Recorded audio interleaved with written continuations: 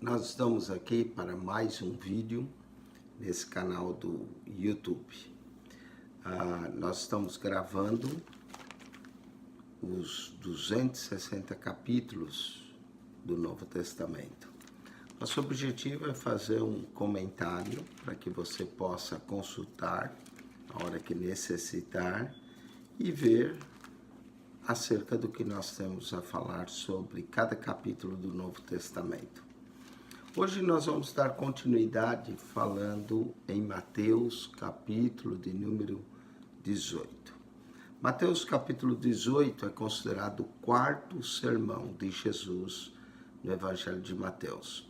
Nós temos o primeiro sermão, que é chamado Sermão do Monte, capítulo 5, 6 e 7, que são as características do cidadão do reino dos céus. Nós temos um segundo sermão, Mateus, capítulo 10, que são as características dos trabalhadores da seara. Depois, Mateus, capítulo 13, é o terceiro sermão de Jesus, que são um conjunto de 8 parábolas do Mestre, que nos mostra os mistérios do reino dos céus. Mateus 18 é o quarto sermão que fala acerca do perdão. Fala também acerca de qual será o maior no reino dos céus. E, finalmente, Mateus 25 e 26 é chamado o sermão profético. Então, Mateus gira o seu evangelho em torno desses 5 sermões. Por que 5? Porque lembra os 5 Pentateuco, que são os 5 primeiros livros de Moisés. Gênesis, Êxodo, Levítico, Números e Deuteronômio. Então, Mateus gira o seu evangelho em torno desses 5. Chegando em Mateus 18, nós estamos no quarto sermão, que fala acerca do maior no reino dos céus e também vai nos mostrar a necessidade de perdão. Vamos então meditar nesse capítulo 18, estando lendo verso por verso e comentando. Naquela mesma hora chegaram os discípulos ao pé de Jesus dizendo: quem é o maior no reino dos céus? Que pergunta tremenda eles fizeram a Jesus. Talvez entre eles, entre Pedro, João, Tiago, Felipe, Bartolomeu, André, eles discutiam entre eles, e tem uma passagem no Evangelho que eles discutiam pelo caminho quem seria o maior. Então chegaram a Jesus, nada mais proveniente essa pergunta, não é? Naquela mesma hora chegaram os discípulos ao pé de Jesus, dizendo: quem é o maior no reino dos céus? Que é interessante a resposta de Jesus. E Jesus, chamando uma criança, talvez uma criança pequena, não é? A pôs no meio deles e disse: em verdade vos digo que se não vos converterdes e não vos fizerdes como criança, de modo algum entrareis no reino dos céus. Interessante, Jesus mostra que nós temos que ser humildes, não é? Simples como uma criança. Ele pegou uma criança pequena, trouxe e botou no meio deles. E aí ele diz: em verdade vos digo, se não vos converterdes. A nossa conversão tem que ser uma conversão real, tem que ser uma conversão singela, tem que ser uma conversão verdadeira, tem que ter pureza de coração. Temos que ser singelo como essa criança, e não fizer como criança, de modo algum entrareis no reino dos céus. Interessante. Os discípulos perguntaram a Jesus quem seria o maior no reino dos céus. Jesus falou: em vez de você estar perguntando quem é o maior, se preocupe em primeiro entrar no reino dos céus. Então note que ele não respondeu de imediato quem era o maior. Ele vai falar, mas ele traz uma criança e ele fala de entrar no reino dos céus. Há 3 textos que Jesus diz: de modo nenhum entrareis no reino dos céus. O primeiro está em Mateus capítulo 5, verso 20 e 21. Jesus diz: em verdade vos digo que se a vossa justiça não exceder a dos escribas e fariseus, de modo nenhum entrareis no reino dos céus. Agora, aqui em Mateus 18:3, ele diz que se não vos converterdes, se não vos fizerdes como criança, de modo algum entrareis no reino dos céus. Então, presta atenção. Primeiro, a nossa justiça tem que ser maior do que a dos escribas e fariseus. Depois, a nossa conversão tem que ser uma conversão verdadeira. Aí a terceira está no Evangelho de João, quando Jesus encontra Nicodemos, Jesus diz para Nicodemos: quem não nascer de novo não pode ver o reino do céu. Depois, quem não nascer da água e do Espírito não pode entrar no reino dos céus. Então, presta atenção. Para entrar no reino do céu é preciso nascer de novo. Para entrar no reino dos céus é preciso nascer da água e do Espírito. A água simboliza o batismo, o Espírito simboliza também a presença do Espírito em nós. Aqui Jesus fala de conversão. Se não vos converterdes, se não vos fizer como criança, de modo algum entrareis. No Sermão do Monte, ele disse: a vossa justiça não exceder a dos escribas e fariseus, de modo nenhum entrareis no reino dos céus. Então, a primeira coisa que nós temos que privar antes de nos preocupar quem será o maior no reino dos céus é entrar. Para entrar é preciso se converter. Não é? Para se converter é preciso ter a presença do Espírito Santo. Então é preciso nascer do Espírito e depois nascer da água. Mas depois de nascer do Espírito e da água e se converter como criança, então sim, a nossa justiça deve ceder dos escribas e fariseus.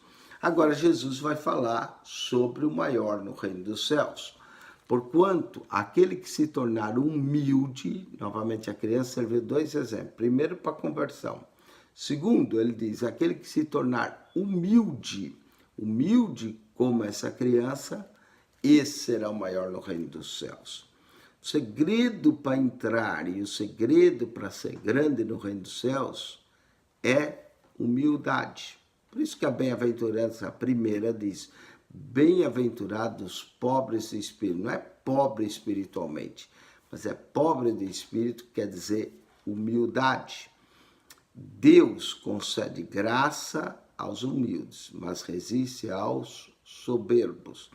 Então, humildade é muito importante. Normalmente, o ser humano é orgulhoso, o ser humano quer mostrar que ele é algo, mas o segredo para o céu e para ser grande, entrar no reino do céu, é humildade. Humildade como de uma criança, tal como essa a mim, me recebe. Jesus diz, portanto, aquele que se tornar humilde como essa criança, esse é o maior no reino dos céus. Depois ele diz, qualquer que receber em meu nome uma criança tal como essa, a mim me recebe.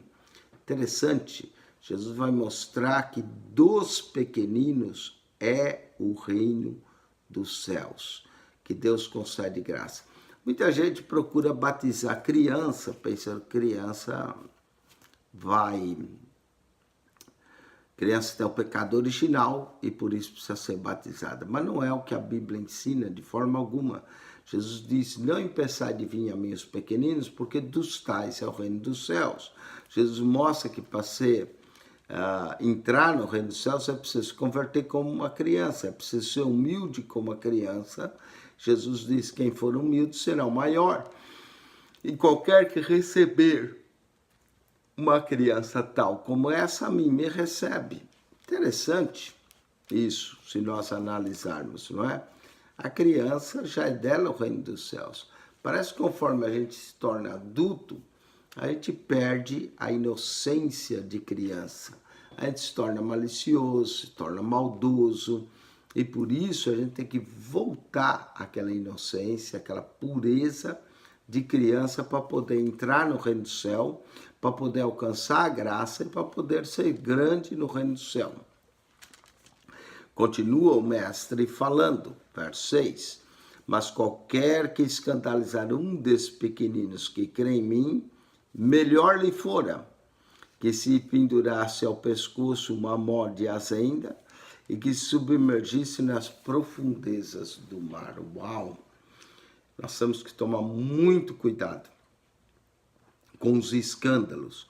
ou para não escandalizar um desses pequeninos, como Jesus diz.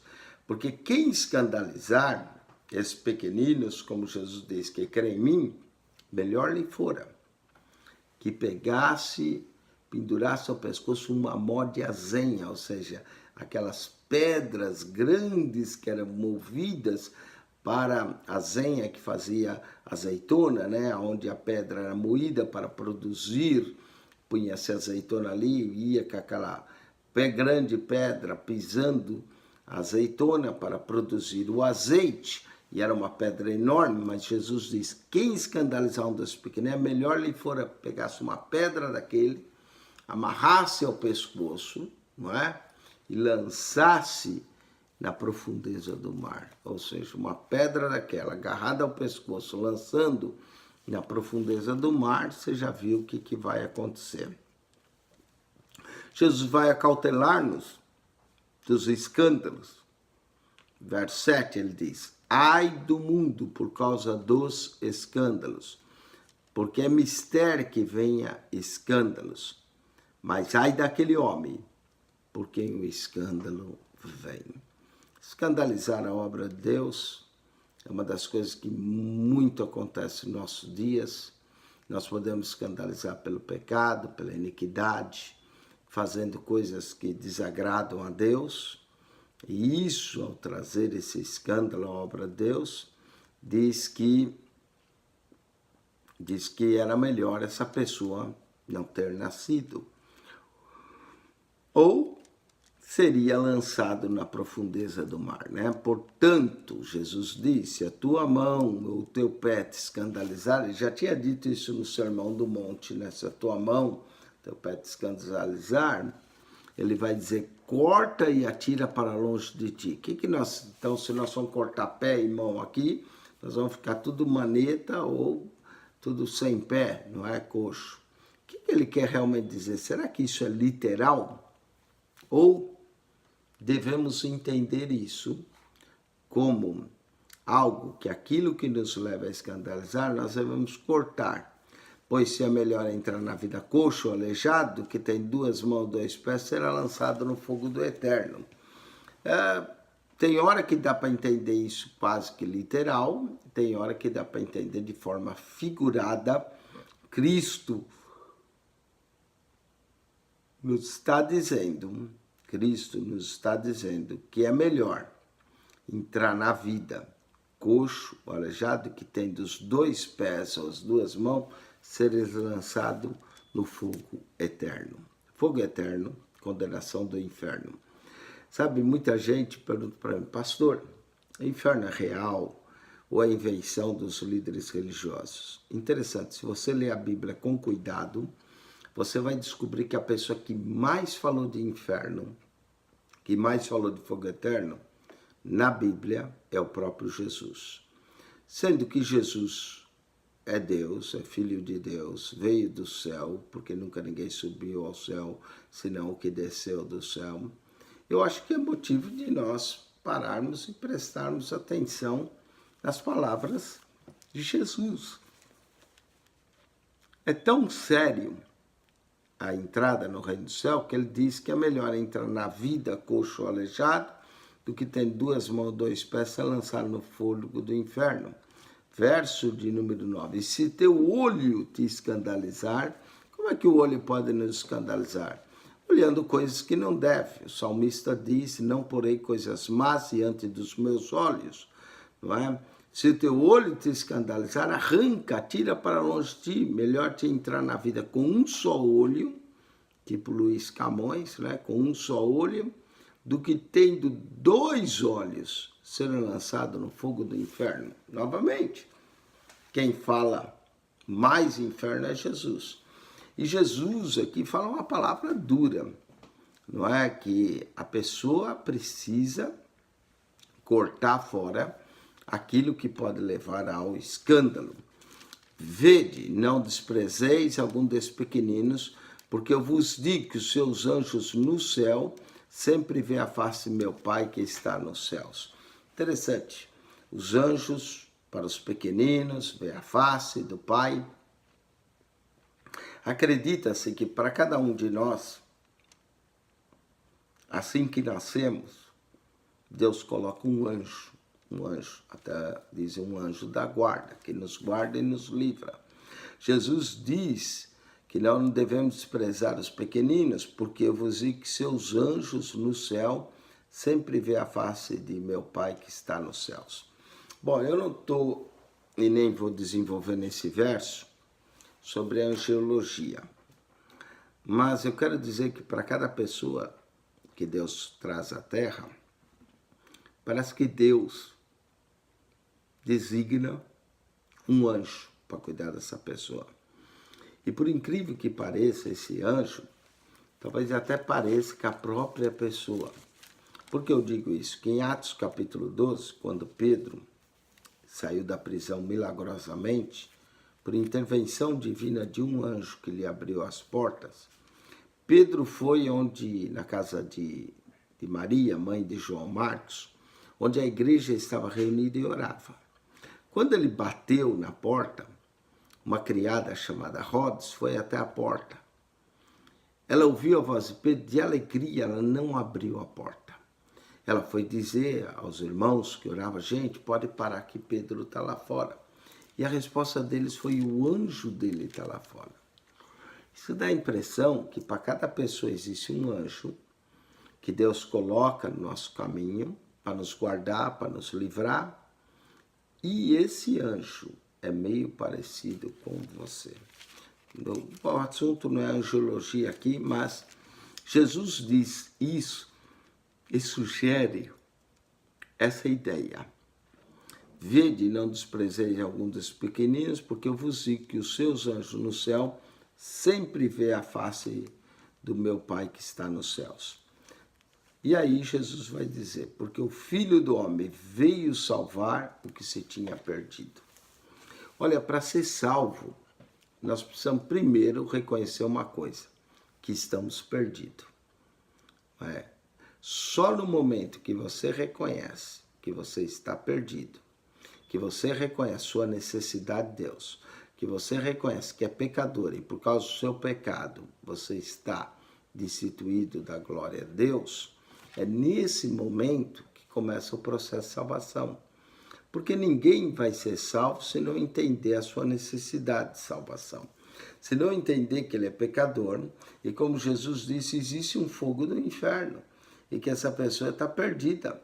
Eu costumo dizer, você não precisa fazer mais nada para ir para o inferno. Normalmente nós já estamos caminhando por causa do nosso próprio pecado. O que nós precisamos fazer é alguma coisa para escapar do inferno. E essa coisa é crer, é buscar a Deus, é pedir perdão pelos nossos pecados, pedir sua graça. Porque o Filho do Homem veio salvar o que se tinha perdido. Reconhecer que está perdido traz você de volta para o caminho. E aí Jesus diz, que vos parece, se algum homem tiver 100 ovelhas e uma delas se desgarrar, a parábola das 100 ovelhas contada em Lucas 15, aqui Mateus conta de uma forma resumida, que vos parece, se um homem tiver 100 ovelhas e uma delas se desgarrar, não irá pelos montes, deixando as 99 em busca de que se desgarrou? Talvez você diga, mas como é que faz sentido isso? Ele tem 100, uma perdeu, o que é uma ovelha? Não é? Às vezes eles pegavam uma ovelha e sacrificavam, mas mostra o cuidado desse pastor, que por causa de uma ovelha, ele deixa 99, não é? E vai em busca daquela que se desgarrou. Você fala, mas isso não faz sentido. É verdade. Se nós pensarmos bem, não faz. Mas o Senhor, ele se preocupa com cada pessoa. Cada pessoa é importante. Sua vida é importante. Você não vê o mundo por acaso. Sabe, às vezes vem pensamento negativo, alguém soprando na sua mente, dizendo, você não vale nada, ninguém se importa com você. Isso não é verdade. Deus se importa com você. Se você é aquela ovelha desgarrada, se você é aquela ovelha perdida, aquela ovelha que se perdeu no caminho, o bom pastor, Jesus, continua buscando essas ovelhas. Ele veio buscar o que estava perdido. Diz que deixa as 99, vai atrás que se desgarrou. E ainda verso 13, continua e diz, E, se porventura a acha, em verdade vos digo que maior prazer tem por aquela do que pelas 99 que não se desgarraram. Interessante, parece que a ovelha perdida, aquela que busca mais, ele tem maior prazer por ela do que pelas 99 que não se desgarraram. Assim, verso 14, Jesus disse: não é a vontade de vosso Pai que está nos céus que um desses pequeninos se perca. Jesus começou falando de pequenidade. Olha o contraste interessante. Os discípulos perguntam: quem é o maior? Quem é o maior no reino de Deus? Jesus fala acerca de ser pequeno. Eles estão preocupados quem vai ser o maior.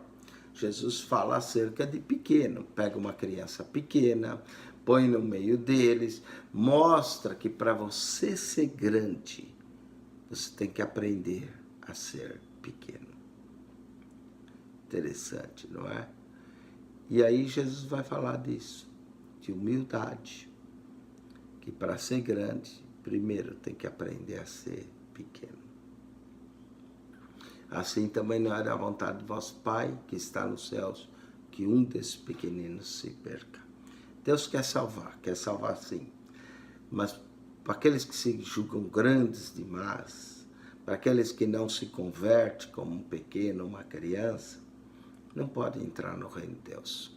Então, aprenda a ser humilde, aprenda a ser pequeno, aprenda a se humilhar e a buscar a Deus em humildade, em singeleza de coração, em simplicidade. E quando você aprender, e eu também tenho que aprender isso, não é? Então, quem sabe a graça de Deus está mais perto de nós, porque não é a vontade de Deus que nenhum desses pequeninos se perca. Presta atenção no que Jesus vai falar. Ora, se teu irmão pecar contra ti, vai e o repreende. Às vezes, nós vamos ter diferenças entre pessoas, principalmente entre irmãos na fé, mas nós precisamos acertar essa situação. Precisamos, aqui Jesus vai entrar num ponto importantíssimo sobre o perdão daqueles que nos ofendem. Deixa eu dizer, quem é que vai nos ofender? Normalmente, pessoas que nos ofendem são pessoas próximas a nós, são pessoas que nós amamos, são pessoas que nós nos importamos com elas. Porque presta atenção, se tiver alguém lá na rua, que você nunca viu, não conheceu, e ele te ofender, te xingar, às vezes até no trânsito, dirigindo, alguém passa, faz um gesticula para você, te ofende, você nem liga. Porque você nem conhece aquela pessoa, ela não é próxima a você, não é? Às vezes tem gente que gesticula de volta, xinga, se sente bem assim o fazendo, não é? Mas você não guarda aquela mágoa. Quem nos magoa verdadeiramente são as pessoas próximas, irmãos na fé, irmãos de sangue. São pessoas que às vezes vai nos causar tristeza, vai nos causar mágoa, como nós também reconhecemos que causamos mágoa em muita gente, nossos pais, nossos irmãos, não é? E aí Jesus diz, se teu irmão pecar contra ti, vai e repreende entre ti e ele só. Não é? Uma conversa franca, uma conversa sincera, uma conversa sem querer ofender, porque tem gente que vai repreender, outra abre uma rotura maior, não é? Não. Mas uma conversa franca, uma conversa bem espiritual, não é? Entendendo o lado do outro, porque nem sempre quem nos ofende, ele quer nos ofender. Às vezes ofende sem querer, não é? Mas vai, repreende entre ti. Se te ouvir, que coisa boa. Se ele te ouvir, você ganhou o teu irmão. É uma conversa sincera. Se ele te ouvir, você ganhou. Mas se não te ouvir, vai acontecer. Casos de pessoas que não nos ouvem ou não quer te ouvir. Leva ainda contigo um ou dois. Agora testemunhas. E pela boca de 2 ou 3 testemunhas, toda a palavra será confirmada. Então, veja bem, você vai lá, alguém te ofendeu ou você ofendeu. Você vai lá, tenta reconciliar entre vocês dois. Se não der certo, leva 2 ou 3 testemunhas. E aí diz assim, se não escutar com 2 ou 3 testemunhas, diz-o à igreja. Agora a coisa vai apertando. Vai, tenta reconciliar, ganha o teu irmão. Não deu, leva 2 ou 3 testemunhas, não funcionou. Agora conta a igreja. Se também não escutar a igreja, olha a autoridade que a igreja tem. A palavra de Deus é a autoridade, mas a igreja também tem autoridade. Se também não escutar a igreja, considera-o como gentil e publicano. Aqui está o poder de ligar e desligar. Está vendo como Jesus menciona Pedro em Mateus 16. Eis que dou as chaves. Tudo que ligardes na terra será ligado. Tudo que desligardes será desligado. Olha o poder de ligar e desligar que a igreja é concedida. A igreja. Se também não escutar, considera como gentil publicano. Verso 18. 18. Em verdade vos digo, Mateus 18. Em verdade vos digo, que tudo que ligardes na terra será ligado no céu. E tudo que desligardes na terra será desligado no céu. Isso aqui é muito importante, muito interessante. Presta atenção. Tem gente que está numa igreja. Aí ele apronta lá alguma coisa. O pastor ou o líder chama ele para uma disciplina. Ele não ouve. O pastor, com dor no coração, que eu creio que todo pastor, quando tem que disciplinar alguém, o faz com dor no coração, o pastor o disciplina, o pastor o exclui, o desliga. Ele foi desligado da comunhão da igreja. Aí ele vai noutra igreja e se pede para ligar lá. E às vezes nem sempre o pastor liga para o antigo pastor daquela pessoa, porque há muitos pastores que dizem, a porta aberta, venha, quem vier, vem, não é? Jesus disse, vinde a mim todos, então venha, receba. Recebe a pessoa. E a pessoa diz, pastor, eu era crente da igreja e tal, mas deu lá um problema, eu estou aqui. Quer dizer, ele se desligou lá. Foi desligado. Aí ele vem para cá, agora nós vamos ligar ele. E aí fica um desliga e liga, desliga e liga, que na verdade a gente fica pensando assim, de fato essa pessoa está ligada no reino dos céus. Se a pessoa teve um problema lá, ela deve procurar se ligar lá. E se ela sai de uma igreja, porque tem gente que sai mesmo, não é? Ela deve sair debaixo da bênção do pastor, sem mágoa, sem problemas, para que ela continue sua vida espiritual com progresso, para que ela se desenvolva na sua vida. Então não adianta desligar aqui, liga aqui, desliga aqui, liga aqui, porque de fato a gente fica se essa pessoa de fato está ligada aos céus. Porque se a gente não aprender a submissão às autoridades, aqueles a quem Deus coloca em nossa vida, e submissão é uma coisa que começa em casa. Né? Por isso que um dos mandamentos é honra teu pai e tua mãe. Começa lá. Quem desrespeita pai e mãe, vai acabar desrespeitando o pastor, vai desrespeitar tudo que é autoridade. Porque por natureza,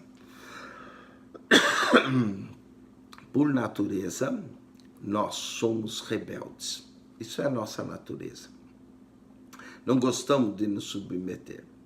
E por isso, desliga aqui, liga lá, não é? Mas presta atenção, isso é sério, gente. É o quarto sermão de Jesus, é muito sério acerca do perdão.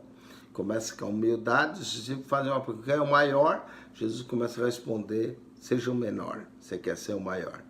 Depois ele está falando da ofensa, como é que você lida.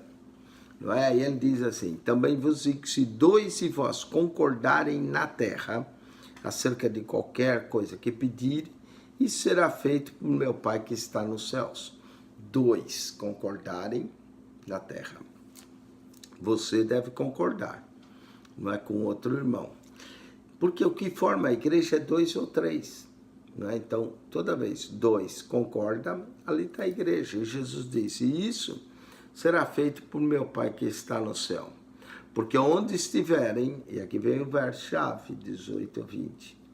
Porque aonde estiverem 2 ou 3 reunidos em meu nome, é no nome de Jesus, não é no nome de uma denominação, não é no nome dos que se reúnem, mas a nossa reunião sempre deve ser em nome de Jesus. Esse nome é poderoso, esse nome salva, esse nome transforma, esse nome liberta, o nome de Jesus. Aonde estiver 2 ou 3 reunidos em meu nome, olha que promessa maravilhosa, aí estou no meio deles, no meio deles. Então, toda vez que se reúne 2 ou 3 no nome de Jesus, sem mágoa, sem contenda, sem problemas, Jesus diz, aí eu estou no meio deles. Então, Pedro, novamente, Pedro, eu já falei já desde Mateus 16, era aquele discípulo que falava quando era para falar e falava quando era para estar calado. Presta atenção, Pedro se aproximou dele e disse, Senhor, até quantas vezes pecará meu irmão contra mim e eu lhe perdoarei? Uma pergunta. E o próprio Pedro, que pergunta, que já quer responder. Até 7.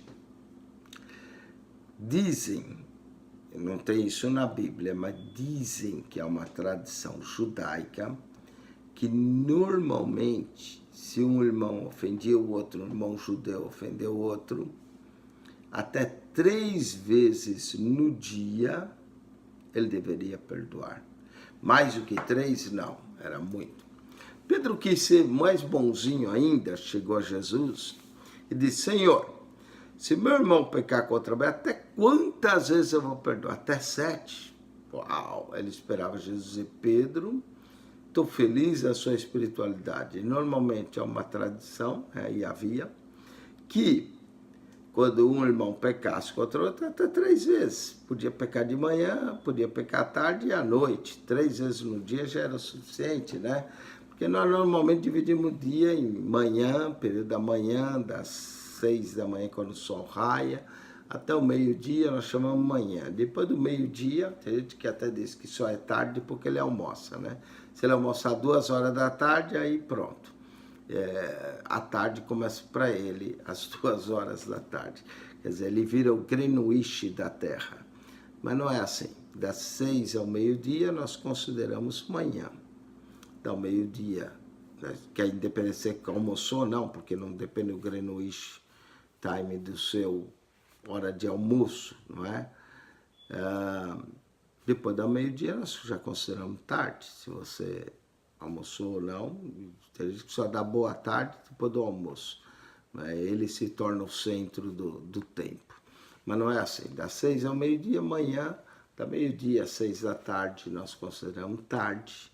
E das 6 da tarde em diante, nós consideramos noite. Então, há pessoas que dizem, se pecou de manhã, pecou à tarde, pecou à noite, olha que é bastante pecado, até 3 vezes perdoa. Pedro quis ser melhor. Pedro disse, Jesus, até quantas vezes devo perdoar? Ele vai dizer, até quantas vezes devo perdoar meu irmão? Pedro aumentou, até 7. Mas num dia só a pessoa pecar 7 vezes. Ele pensava que Jesus ia falar, Pedro, como você é bonzinho, estou tão feliz por você. Mas a resposta de Jesus, e eu gosto de ler os evangelhos, as respostas que Jesus dá, nos surpreende, vai além do nosso entendimento, não é? Jesus disse a Simão, Jesus lhe disse, não te digo que até 7. Se nós parássemos aí, Pedro pensou, eu fui bom mesmo, disse 7, ele disse que não é até 7, ele vai dizer 4, 5, eu estou bom. Mas Jesus disse, não te digo que até 7. Porque ele não espera o que Jesus vai dizer agora. Nem ele, nem eu, nem você. A gente tem dificuldade de perdoar uma vez, 2, 3, a gente já fala, meu amigo, chega. Já não é mais meu amigo. Já é a 3ª vez que faz isso. Quando Jesus disse, não te digo até 7, Pedro pensou, tá vendo? Eu aumentei, ele vai diminuir. Mas o que Jesus vai dizer agora? Como eu disse, às vezes a gente tem dificuldade, 1, 2, 3. Eu já tive algumas dificuldades de ter que orar, Jesus me ajuda, Jesus a perdoar, e depois descobrir que assim como o Senhor me perdoou, eu vou perdoar, não é? Então presta atenção. Não te digo que até 7, Jesus disse a Pedro, e Pedro pensou, uau, foi bom mesmo, disse 7.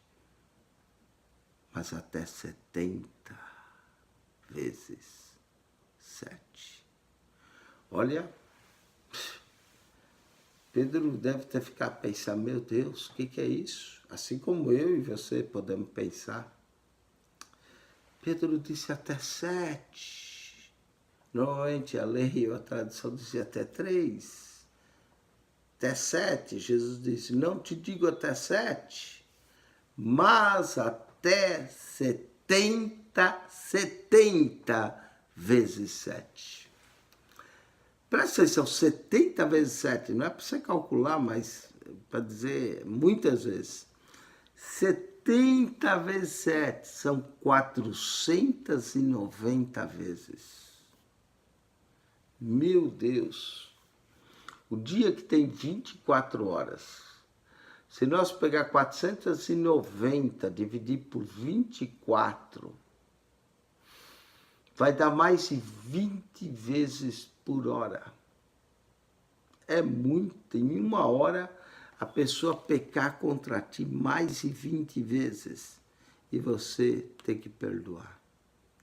É muito aborrecimento alguém em uma hora pecar mais de 20 vezes.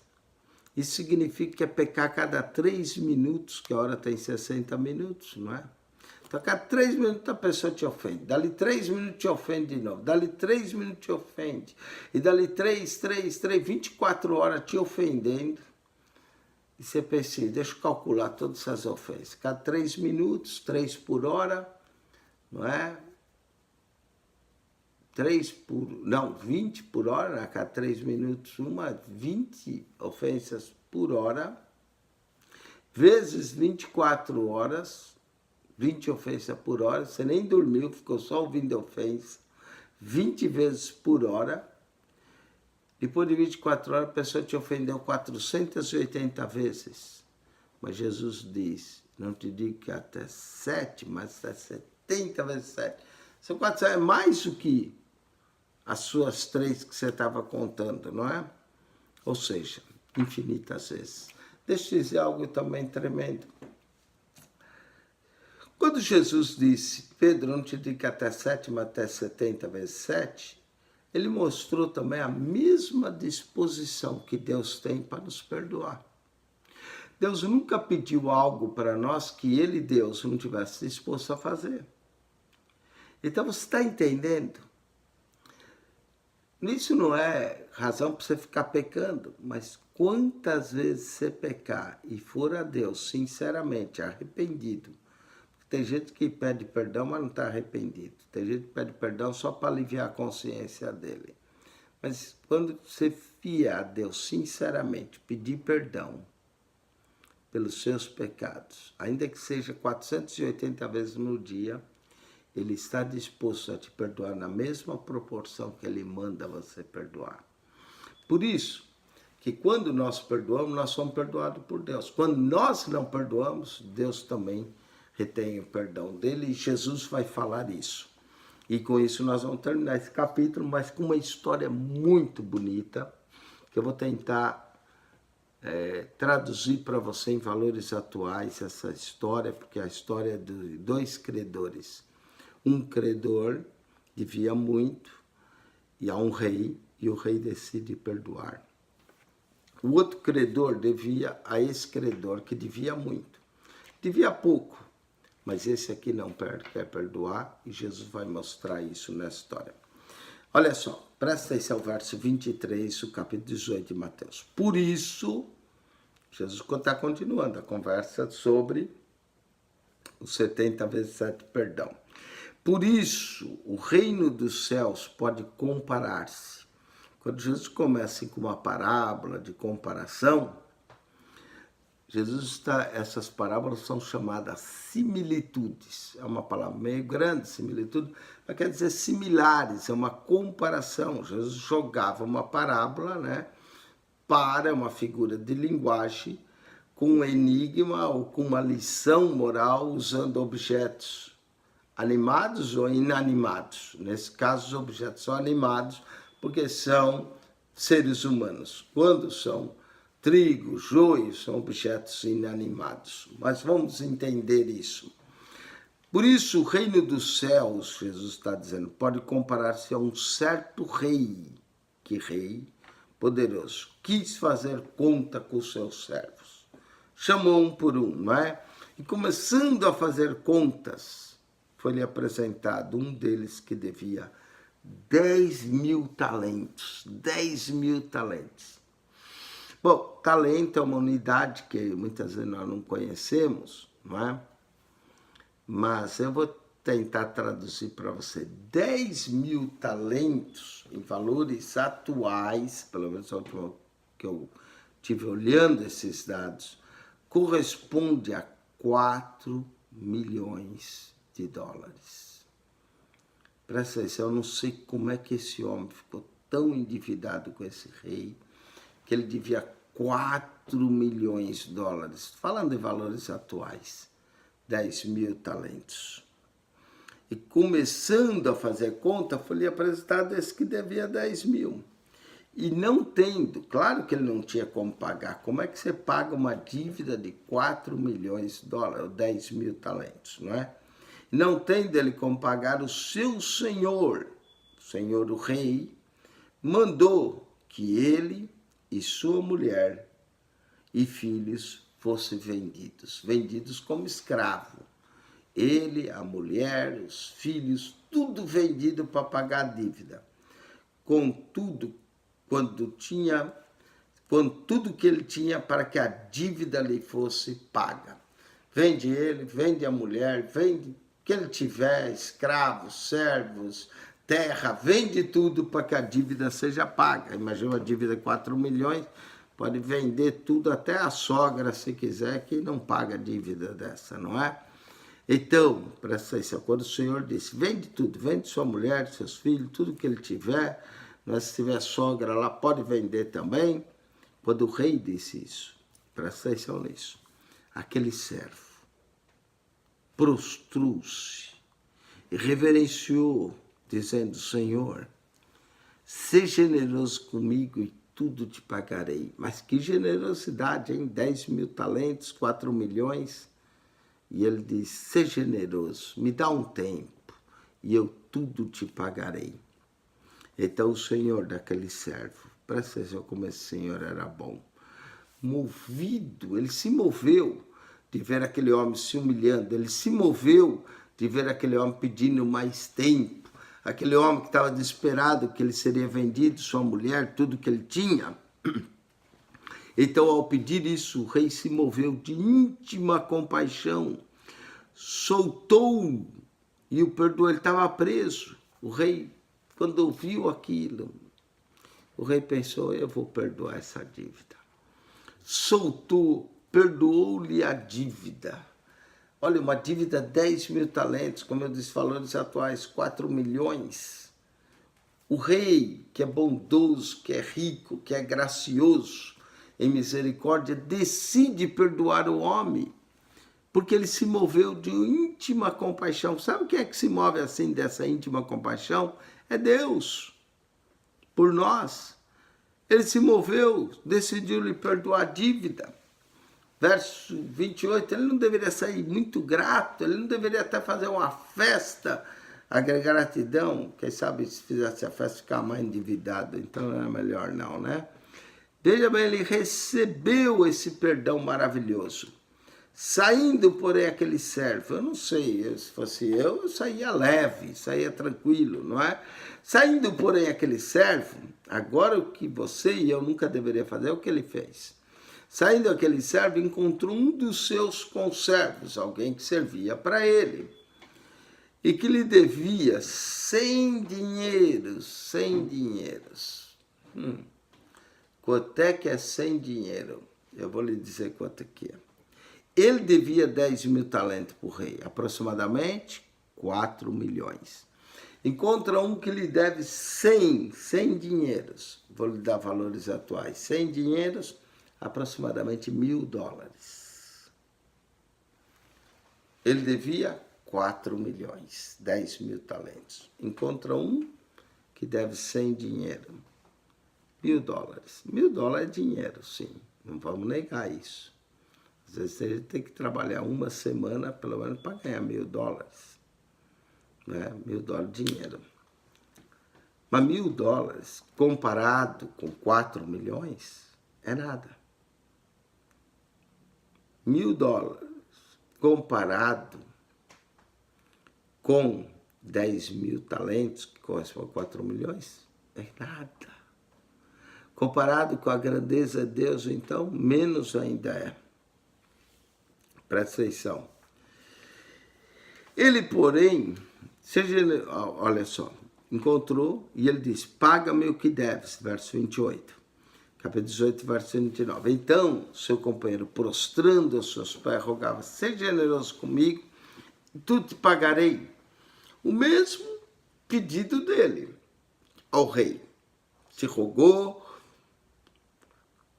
ser generoso, tudo te pagarei. Agora, o outro faz a mesma coisa. Eu sei que a dívida do outro também era 1.000. Né? Ele não quis, presta atenção, perdoar. Ser generoso comigo, tudo te pagarei. Verso 30. Ele, porém, não quis. Veja bem, ele não perdoou. Não é porque ele não podia. Ele não quis. Ah, que coisa dura, hein? Muitas vezes nós podemos fazer tanta coisa e a gente não faz porque não quer. Isso chama-se indisposição. E nesse caso é indisposição para o perdão, para a graça de Deus. Então o seu companheiro professor diz, seja generoso, tudo pagar. Ele, porém, verso 30, não quis. Não quis. Como é triste quando a pessoa não quer. E Deus respeita o livre-arbítrio, apesar de ter consequências. Ele, porém, não quis. Antes foi encerrá-lo na prisão até que pagasse a dívida. Ele pegou aquele homem, foi colocar na prisão. Ele que tinha sido perdoado 10 mil talentos. Ele que tinha recebido o perdão do seu senhor de 4 milhões. Ele que viu a compaixão do seu senhor. Ele encontra um conservo seu que lhe deve 1.000 e ele não quis. Antes foi encerrá-lo na prisão até que pagasse a dívida. Presta atenção. Vendo, pois, os seus conservos o que acontecia, contristaram-se muito. Disseram, mas como é possível esse homem fazer isso? Ainda mais depois daquela grande perdão que ele teve, porque ele saiu dali da presença do rei, não saiu caladinho, quietinho, saiu contando para todo mundo. Oh, se eu tivesse uma dívida dessas 4 milhões e conseguisse ser perdoada, não é paga, porque não foi paga. Simplesmente o rei decidiu perdoá-lo. E ele deveria ser muito grato a Deus por isso, não é? Ele, porém, não quis, foi encerrá-lo, o seu servo, na prisão até que pagasse a dívida. Olha, cá entre nós, essa pessoa é ruim mesmo. Ele devia 4 milhões, o rei o perdoou. Encontra um que lhe deve 1.000, não só não perdoa, ainda pega o camarada e vai jogar lá na prisão. Que coisa terrível, não é? Seja generoso para comigo, tudo te pagarei. Ele, porém, não quis, foi encerrar lá a prisão até que pagasse a dívida. Vendo, pois, seus conservos o que acontecia, contristaram-se muito, não é por menos. Eles eram amigos daquele homem e viram que ele não pagou um outro judeu, que ele estava tentando enganar. Vendo, pois, seus conservos o que ia acontecer, contristaram-se. Contristaram, quer dizer, todos juntos ficaram tristes. Choraram, contristaram-se muito e foram declarar ao seu senhor tudo o que se passara. Rapaz, antes ele tivesse perdoado, hein? Olha só, ele não quis, aí os conservos viram aquilo e falaram, vamos lá conversar com o senhor dele. Antes ele tivesse perdoado. Então o seu senhor, quando soube disso, ele já tinha saído da presença, mas quando o seu senhor soube disso, chamando a sua presença, ele disse, e vai dizer com razão, servo malvado. Uau, com razão. Perdoei-lhe toda aquela dívida porque me suplicasses. Tinha razão ou não tinha?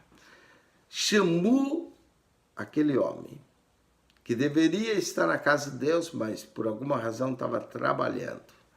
Não que pôde ir. Ele disse, servo malvado, malvado. Perdoei-te toda aquela dívida. Presta atenção agora, verso 33. Não devias tu igualmente ter compaixão do teu companheiro, como eu também tive misericórdia de ti. Uau! Uau! Tremendo esse verso. Presta atenção. Jesus nos ensina, e vai ensinar aqui, que o perdão de Deus é proporcional na mesma medida que você perdoa. E quando Deus se perdoa, Deus quer te ensinar uma lição, que é você aprender a perdoar os outros. Presta atenção, chamando a sua presença de servo malvado, perdoei-te aquela dívida, porque me pediste. Vamos para o verso 34. Não devias, Jesus perguntou. Veja bem, você pode, você não quer. Mas você devia. Pode, não quer, mas devia. Pode, não quer, mas devia. Presta atenção. Não devias tu também ter compaixão do teu companheiro, como eu tive misericórdia de ti? Ei, você tinha uma dívida de 10 mil talentos, você devia 4 milhões, eu decidi te perdoar. Eu estou te ensinando, Senhor, estou parafraseando, não, Senhor, fala que serve. Eu estou te ensinando uma lição de misericórdia, de amor. Estou perdoando a tua dívida, estou deixando você ficar com a sua esposa, filhos, apesar de eles merecerem ser vendidos. Não deveria tu fazer a mesma coisa? E aí vem depois seus consertos, verso 33, não é? O Senhor 32 chamou-lhe atenção, né? Servo malvado, perdoei-te aquela dívida porque me suplicaste, não deveria tu igualmente ter compaixão do teu companheiro, como eu tive misericórdia de ti? Que lição, tudo, rapaz. E o camarada não aprendeu. Indignado, agora o seu senhor ficou indignado. O senhor que já tinha perdoado a dívida, decidiu, ok, você mudou de ideia, eu também vou mudar com relação a você. E o senhor, que havia perdoado a dívida, vem e diz, indignado seu senhor, entregou aos atormentadores, pessoas que maltratavam eles, até que pagasse tudo o que devia. Que coisa terrível. O homem foi preso, foi lançado na padrão, tudo porque não perdoou o outro. Podia, não quis. Devia, não fez. E olha só, indignado, seu senhor entregou aos atormentadores até que pagasse tudo o que devia. Assim, presta atenção, diz Jesus, vos fará também meu Pai Celestial, se de coração não perdoardes a cada um suas ofensas. Outra vez ele diz que perdão, o nosso perdão é da boca para fora. O nosso perdão tem que ser verdadeiro. Jesus diz, assim também fará meu Pai, se de coração não perdoardes cada um a seu irmão suas ofensas. Eu vou parar aqui, mas vou dizer uma coisa interessante. Deus está disposto a tratar você da mesma forma que você trata o outro. Você não tem misericórdia? Cuidado, porque também Deus pode não ter misericórdia de você. Você julga as pessoas? Cuidado, porque Deus também um dia vai te julgar. Cuidado com a sua vida, cuidado com o que você faz. Cuidado para que você não deixe de perdoar e carregue mágoas. Jesus diz, assim também fará meu Pai Celestial, se de coração cada um não perdoar ao seu irmão. Se ele não perdoar, olha só, também Deus não te perdoará. Cada um a seu irmão. Meu querido, perdoa. a gente que te ofende, mas você também há de reconhecer que você já também ofendeu muita gente. Nessa vida, nós vamos passar por isso. A nossa atitude não é ficar magoado, mas a nossa atitude é perdoar. Que Deus te abençoe, que a graça de Jesus e o perdão de Deus esteja disponível para você na mesma medida que você está disponível para perdoar. Quem esteve convosco para mais esse vídeo foi o pastor Eugênio Piacentini. Nós voltaremos para explicar o capítulo 19 e outros capítulos de Mateus, mas espero que isso tenha servido de bênção na sua vida espiritual. E se há mágoas no teu coração, presta atenção, perdoa. Perdoa mesmo, libera o perdão. Amém? Quem libera o perdão fica livre de carregar aquele fardo da ofensa. E não só fica livre, a pessoa agora sente-se livre, leve, não é? Leve novamente. Mas cuidado, não volte a fazer as mesmas coisas que volta, ó, tudo para trás. Assim vos fará também meu Pai Celestial, se de coração não perdoardes cada um a seu irmão as suas ofensas. Perdoa, perdoa mesmo. Pastor Eugênio esteve convosco. Quero lhe dar uma benção apostólica. Que a graça de nosso Senhor Jesus, o amor de Deus, nosso Pai, e a comunhão e consolação do Espírito seja convosco, não somente hoje, mas para todos sempre, pelos séculos dos séculos. Amém. Deus vos abençoe ricamente em Cristo Jesus.